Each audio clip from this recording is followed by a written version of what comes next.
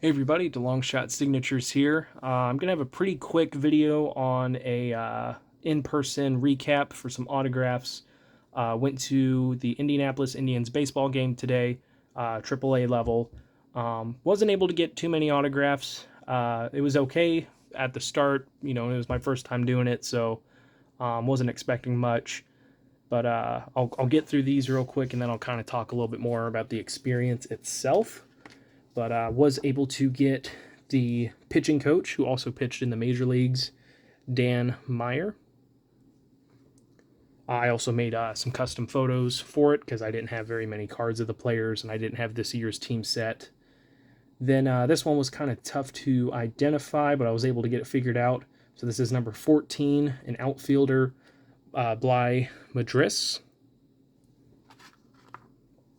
And then I got pitcher number 31, John O'Reilly. And the only other player to stop for me at the start of the game, I forgot to look up his name. But it's a 2021 Topps rookie card of Miguel.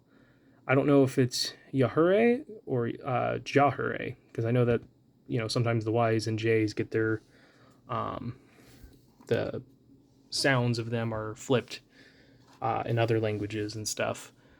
Compared to English. I guess English is more the flipped one than anything. But those four were all really nice, and it was kind of a slow day and everything. But so that's it as far as the autographs. If you guys don't care about anything else about the experience, you're good to click off. But if you are interested, I'll talk a little bit about it. They did extend the netting at Victory Field, so it's down the first and third base line. So I thought that was going to be, a little bit in the way and everything. But what's kind of cool is at the bottom of the stairs, they have a little portion of it that can roll up so that it's open before and after games. So I stood at one of those. Generally, it was like me and one other kid who just wanted a ball, and then they would leave and another kid would show up and everything like that. There was maybe 2 or 3 of us in total who were even standing around asking for autographs. Another guy had a big binder full of cards. I had a small one, or a small little book of cards, not very many. And then I brought my custom photos, and I noticed that over by the dugout, a lot of them would stop and sign because it was, right where they were coming out. And then a lot of them would just kind of walk off to the team meeting and stretches and whatnot. But I was at the second window. The third furthest window from the dugout had a lot of kids that were asking for, baseballs and pictures and everything like that. So I don't know exactly what was going on because I was trying to call out to players and be, respectable about it. But a lot of them would stop at the first and third window, but wouldn't even, look over in my direction. But thankfully these guys did I could at least bring something home. I guess, that's kind of the treatment you get when you're an adult at a baseball game trying to ask for autographs. They probably think I'm a seller or something.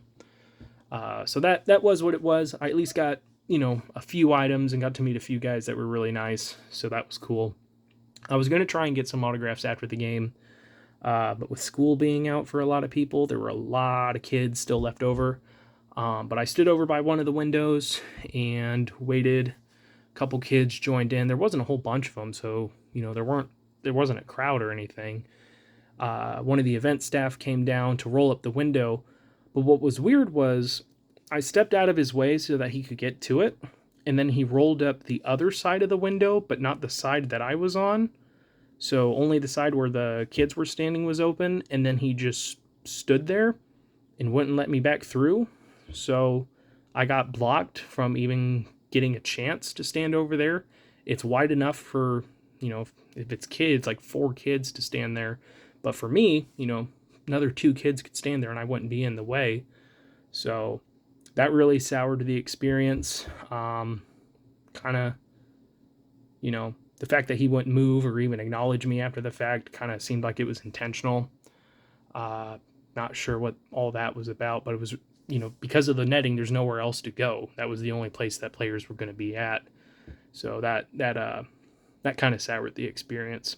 But I figured I'd at least put that out there. Maybe you guys have some alternatives or a better way to go about it. This is the first time I've been, in-person graphing at a baseball game, other than when they've had the players sat out in the concourse, which it doesn't seem like they're doing right now. But that is all for this one. Thank you guys for watching. I really appreciate it. Helps me out a lot.